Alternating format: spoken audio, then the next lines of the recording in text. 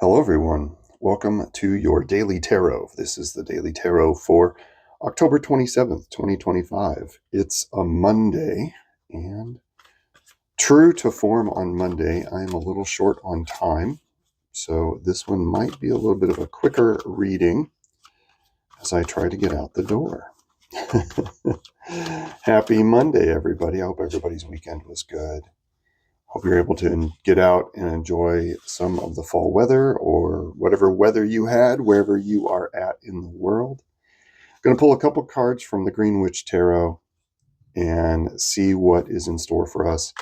See what we can learn from the cards as at a collective, universal level. Gain some clarity, some insight, maybe some inspiration with the Eight of Pentacles popping out there, talking about masterwork and master craftsmanship. Trying to do your best work today, focusing in. And the second one, wow, I said it was in a hurry, and the cards are responding. That's crazy. I love it.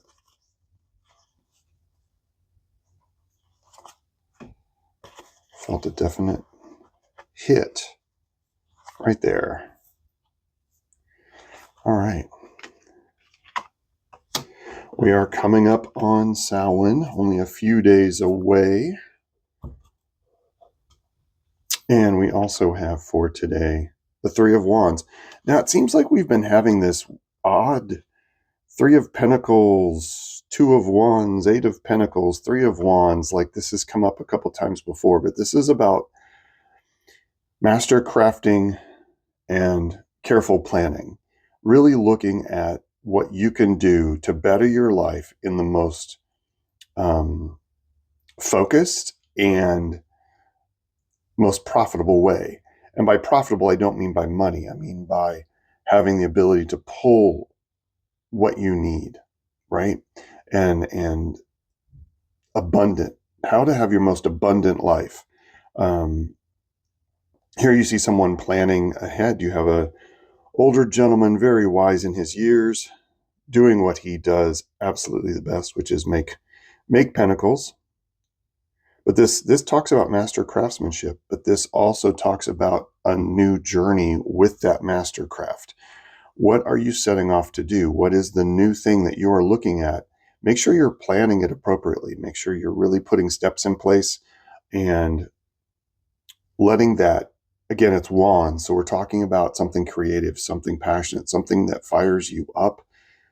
How can you make plans for the best journey possible with this master craftsman attitude about it? Because you've survived this long. You have the experience and the knowledge to know how to move forward with the next step, with the next project.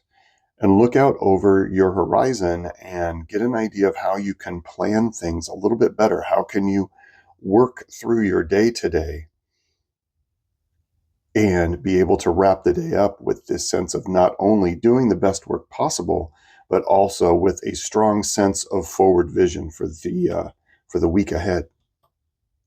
All right, let me take a look at these a little bit more. The other thing I have is that through this master work, through doing your best effort with what you can, without overextending yourself, right? The Eight of Pentacles knows that slow and steady is the way to do the work. And he can produce over and over in multiples the same level of craftsmanship. But he does that by understanding that he can't do all of these at once. He can't do all eight at once. He has to take his time with each individual one, right?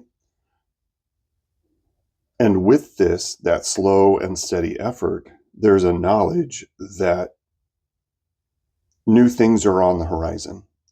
And that's going to move you towards the next steps to a bigger opening, to a bigger feeling, to knowing that you can move forward with what you're working on. This effort is going to bring you that sense of abundance and that sense of planning, so you know how to handle maybe the rest of the week, maybe the rest of the month.